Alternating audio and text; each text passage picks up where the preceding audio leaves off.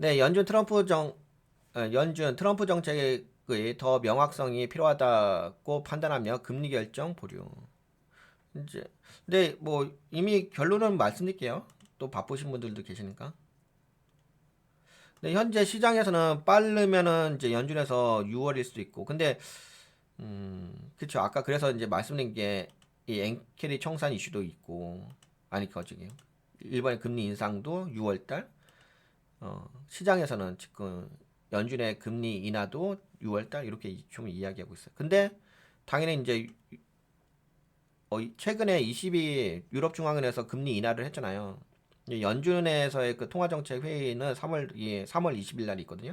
근데 여기는 이제 동결이 예상되고 5월도 동결이 예상됩니다. 근데 왜 이렇게 좀 이렇게 지연을 하고 있느냐 결정을 좀 더 필요하대요. 데이터가. 연방준비제도의 제롬 파월 의장은 트럼프 대통령의 적극적인 정책 변화가 경제에 미치는 영향을 지켜보며 이렇게 말했거지. 연방준비제도의 제롬 파월 의장은 트럼프 대통령의 적극적인 정책 변화가 경제에 미치는 영향을 지켜보며 추가 금리 조정 결정을 보류할 것이라고 밝혔다. 아직까지는 좀 더 뉴욕에서 열린 미국 통화정책 포럼에 파월 연준 의장이 발언을 한 거예요. 연준은 서두를 필요가 없으며 더 명확성이 확보될 때까지 기다릴 수 있는 입장이다라고 강조했습니다. 연준, 연준의 공식 입장, 트럼프 정부의 무역, 이민, 재정, 규제 등 4개 핵심 정책이 경제에 미칠 영향을 관망 중에 있습니다. 정책의 실질적인 경제적 영향을 판단할 때까지 금리 인하 혹은 추가 정책 조정에 나서지 않을 방침입니다. 정책이 정해진 코스에 놓인 것은 아니다. 연준이 유연하게 대응할 것임을 시사했습니다. 그러니까 아직까지는 트럼프 행정부 정책이 실질적으로 경제에 미치는 영향에 대해서는 충분한 데이터가 확보가 되지 않았기 때문에 금리 정책, 통화 정책의 방향성을 잡고는 있지 않다는 거죠. 근데 이제 여기서 문제가 뭐냐면은 금리 인하를 한다라고 했을 적에 그거는 충격인 거죠. 왜냐하면은 실질적인 데이터를 다 보고서 그 다음에 최종 결론을 판단하는 거잖아. 근데 주식은 실제 데이터가 나오기 전에 어떤 재무제표의 결과가 올바르게 나오기 전에 긍정적 나오기 전에 미리 선제적으로 투자를 해야 될 영역이잖아요. 그래서 이제 그게 약간 무섭은 부분이 있죠. 그거에 대한 위험성이 있지. 그래서 이게 좀 그래서 그런 게 있는 것 같아요. 뭐가 있냐면 우리가 연준 의장, 파월 의장의 그 발언들을 우리가 계속적으로 모니터링을 하는 것은 과정 속에서 우리도 같이 공감하면서 그 정보를 습득을 하는 거죠. 아, 이분이 과연 언제 결정할 것인지. 근데 이런 걸 좀 팔로잉 하다 보면 그 삘이 와요. 느낌이 와요. 아, 이분이 언제쯤 금리 인하를 하겠다. 근데 금리 인하를 하겠다고 발표했으면 그 끝난 거예요. 주시장에서는 그냥 게임이 끝입니다. 투자자분들 입장에서는. 그렇기 때문에 팔로잉 하는 겁니다. 이거를 계속적으로. 그 미리 전에 그렇잖아요. 우리가 자산 운영이라는 것 자체가 투자금 운영인 건데 투자금 운영이란 것은 앞으로 어떤 일정이 있을 것인지를 알아야지 거기에 맞게끔 투자를 하는 거잖아. 근데 결과 나왔을 때 끝난 거죠. 그 완전 게임 끝이야. 그때 뭐 손절할까요? 뭐 할까요? 뭐 투자금 어떻게 운영할까요? 이거 어떻게 해요? 요번에도 마찬가지 아니겠어? 아니 그때 웃긴 게 지수가 빠졌어. 빠지고 나서 이거 어쩔까요?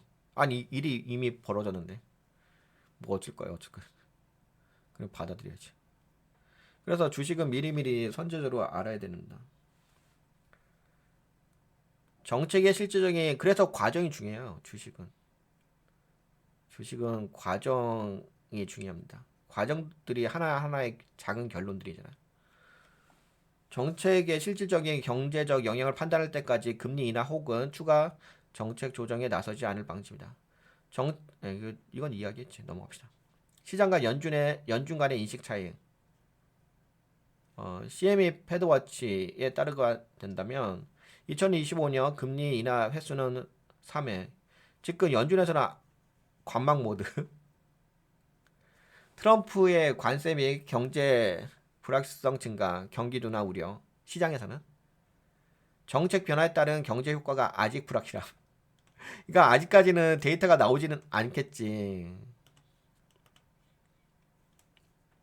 시장은 2025년 6월부터 금리 인하가 시작될 것이라고 예상하지만 연준은 정책 효과가 불확실한 만큼 당분간 지켜보겠대. 즉 연준과 시장의 기대가 다소 엇갈리는 상황이므로 향후 데이터 변화에 따라 시장 변동성이 커질 가능성이 있음. 트럼프 정부의 경제 정책이 연준에 미치는 영향.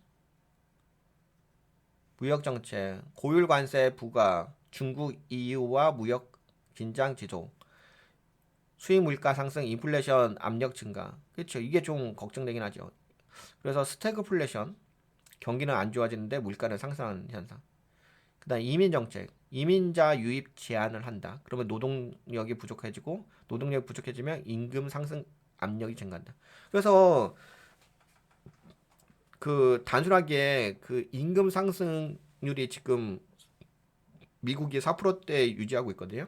근데 그게 올라간다고 해서 무조건 좋다고만 이야기할 영역은 아니에요. 근데 인플레이션이 올라가게 되면 이거 임금 상승이 어느 정도 이제 올라간다면 인플레이션이 올라가니까 물가가 상승하니까. 근데 미국 경제가 안 좋아지기 때문에 임금 상승 압력도 그렇게까지 강하게 올라가지 않을 것 같긴 한데. 재정 정책, 대규모 감세 및 국방비 증가. 국방비를 줄인다는 이야기 있었는데. 정부 지출 증가, 재정 적자 확대. 이거는 모르겠어. 이거는 좀 패스합시다. 규제 완화, 기업 규제 완화 추진, 투자 증가 가능성. 근데 투자를 줄이고 있는데. 그러니까 여러분들 되게 웃긴 게 뭐가 있냐면 기업 규제를 완화하잖아. 그러면 기업들은 그 돈 갖다가 이제 투자를 해야 되잖아. 근데 오히려 경제가 안 좋아지니까 기업들은 투자를 줄여. 특히 마이크로소프트가 그랬잖아. 마이크로소프트가 데이터 센터를 뭐 한 10개를 건설하려 했는데 그중에서 뭐 몇 개는 이제 취소했잖아. 예를 들어서 이야기한 거야. 근데 이게 이제 규제를 완화하게 된다고 한다면 투자할 것 같잖아. 기업들이 막 열심히 투자할 것 같잖아. 근데 기업들은 항상 목적이 뭐예요? 자기 이익이야. 내가 투자했을 때 나한테 돌아오는 이익이 있어야지 투자하는 거지. 기업이 무슨 정부도 아니고. 기업은 자기 개인적인 이익의 목적을 두고 있는 건데 이익이 없으면 투자를 안 하지. 뭐 기업이 자원봉사자도 아니고. 트럼프 정부의 정책은 그래서 그게 다르더라고요. 정부가 바라보는 시장과 기업이 바라보는 시장은 달라요. 정부는 공공의 이익을 목적으로 해가지고 돈을 지출하잖아요. 근데 기업은 공공의 이익이 목적이 아니라 내 개인적, 내 삶의 이익의 목적인 거예요. 그래서 기업에서 돈이 지출되면 파급 효과가 한정돼 있어요. 근데 정부에서 돈이 지출되면 공공의 이익으로 돈의 그 영향력이 광범위해지는 거죠. 그래서 승수 효과도 달라져요. 기업에서 지출하게 되면 승수 효과가 뭐 1 내지 1.5 수준이잖아요. 정부에서 돈을 지출하게 되면 승수 효과가 한 3배, 4배 수준으로 올라갑니다. 그래서 뭐 기업이 일에 승수 효과가 있다고 한다면은 정부에서 돈을 해가지고 그 승수 효과는 한 3.5배에서 5배 그 정도 됩니다. 당연히 승수 효과가 그렇게 올라가면 국민 소득이 올라가겠죠. 왜냐면은 기업은 개인의 이익을 목적으로 하기 때문에 내 이익이 목적인 거지. 근데 기업은 그런 게 있잖아. 내 이익을 목적으로 하는 거잖아. 내 이익을. 그럼 내가 이익을 보려고 한다면 누군가는 반드시 손해를 봐야 돼. 그게 문제인 거지. 기업의 이익은 모든 사람의 이익이 아니야. 내가 이익을 보려고 한다면 누군가는 손해를 봐야 되는 거야. 근데 정부의 돈은 그렇지는 않잖아요. 정부의 돈은 이익이 목적이 아닌 거잖아. 정부의 이익을 목적으로 하는 거 아니잖아. 그래서 트럼프 행정부의 문제점이 그거인 거죠. 트럼프 행정부의 문제점이 그 부분이 문제점이지. 기업은 내 이익의 목적이야. 내가 이익을 봤으면은 다른 사람들은 반드시 손해를 볼 수밖에 없어요. 주식도 마찬가지 아니겠어요? 주식도 내가 돈을 벌었으면 누군가는 손해를 봤다는 이야기인 거예요. 그리고 현실 세계는 경쟁 사회잖아요. 그게 현실인 거고. 단지 이제 정부라는 영역은 공공의 이익을 목적으로 하니까 그래서 정부가 존재하는 거고. 그러니까 세금을 내는 거 아니겠습니까? 국민들이 정부에게. 트럼프 정부의 정책은 인플레이션 압력과 성장률에 모두 영향을 미칠 수 있어 연준의 신중한 태도를 유지하는 이유. 하여튼 연준의 신중한 태도를 유지하고 있다. 연준이 주목하는 경제 지표, 비농업 고용. 요번에 그 15만 1000명 증가했죠. 노동시장 둔화 가능성. 근데 이건 조금 이따 더 자세히 이야기할게요. 요번 시간에는 그 제롬 파월 연준 의장의 그 통화 정책에 대해서 이야기하는 거야. 실업률은 살짝 올라가긴 했어요. 고용 둔화 우려가 있고. 인플레이션, 임금 상승률은 지금 4.0% 유지하고 있습니다. 요거는 약간 유럽과 좀 비슷해요. 고용시장 둔화 조짐을 보이지만 여전히 견조한 수준. 연준의 해석이에요. 지금 제롬 파월 연준 의장은 어떻게 보고 있는지. 그러니까 아직까지는 뭐 고용시장은 둔화 조짐은 보이긴 하지만 아직까지 뭐 그렇게까지 위험한 상황은 아니다. 여전히 견조한 수준. 인플레이션 목표 2.0% 초과하므로 섣불리 금리 인하하기 어려운 상황. 임금 상승률이 둔화되는 점은 긍정적인 요인이지만 약간 둔화됐나 봐요. 여전히 불확실성이 높다. 뭐 보통 이제 임금 상승률이 유럽과 미국은 4.4%에서 5% 수준입니다. 예전에 우리나라 그 문재인 정권 때 임금 상승률이 가장 많이 올라 7%대까지 올랐죠. 그래서 전 세계에서 가장 경제가 좋았을 때잖아요. 대한민국 르네상스 시대. 지금은 1%대 아니에요? 제가 계산해 보니까 1%대 나오던데.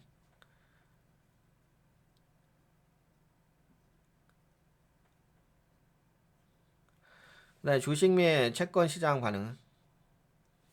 이거 넘어가고.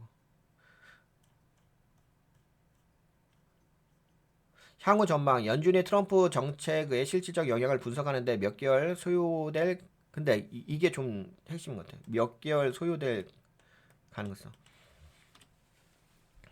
이게 좀 핵심인데. 근데 그렇게 오래 걸리지 않을 것 같은데. 제가 보기에는 어느 정도 답이 나오지 않을까요? 지금 이제 3월이니까 3월 동결, 5월, 4월도 없잖아. 거의 6월 되면 데이터가 나올 것 같은데. 6월쯤 데이터가 만약 급속도로 이제 미국 경제가 너무 안 좋아졌다라고 한다면 금리 인하하겠지. 금리 인하 여부는 6월까지 그렇죠. 여기 나오죠. 금리 인하 여부는 6월까지 경제 데이터 흐름에 따라 결정될 가능성이 높다. 연준 인내심 강조하며 금리 정책 조정 보류. 연준의 성급한 정책 조정보다는 신중한 접근을. 근데 이게 좋은 거예요. 뭐가 좋은 거냐면은 지금 연준이 지금 뭔가 금리에 대해서 인상할 것인지 인하할 것인지 결정을 안 하고 있잖아. 지금이 좋은 겁니다. 근데 어차피 인상을 못 할 거예요. 인상을 한다는 얘기는 미국 경제가 좋다는 얘기예요. 근데 인하를 한다는 얘기는 미국 경제가 안 좋다는 거잖아요. 그러면 뭐 그러면은 이제 결국에는 이제 뭔가 결정이 나온다. 이 방향성의 결정이 나온다. 그럼 끝난 거라니까. 하여튼간 지금이 좋은 거야. 지금을 즐기세요. 지금을 즐기세요. 그래서 좀 어떤 생각도 드냐면은 지금 이런 생각도 들어. 미국 증시가 지금 좀 나왔었거든요.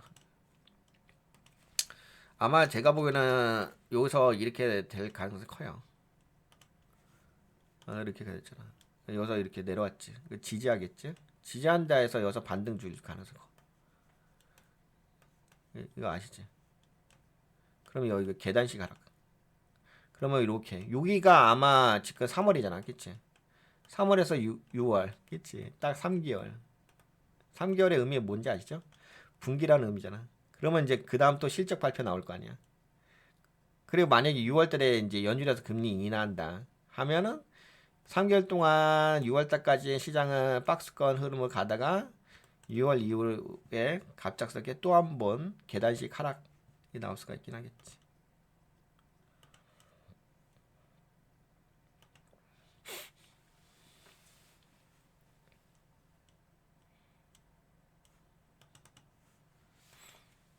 계단식 하락 파동이잖아. 첫 번째 계단, 두 번째 계단, 세 번째 계단. 통상적으로 뭐 세 번째 계단까지 내려오긴 하죠. 그래서 그 생각도 있어요. 지금 뭐 최근에 엔비디아가 좀 조정받았잖아요. 엔비디아 반등하긴 하겠지. 근데 반등했다 아마 더 빠질 거래요 나중에. 지금 반등이에요. 그래 반등 매매하는 거죠 뭐.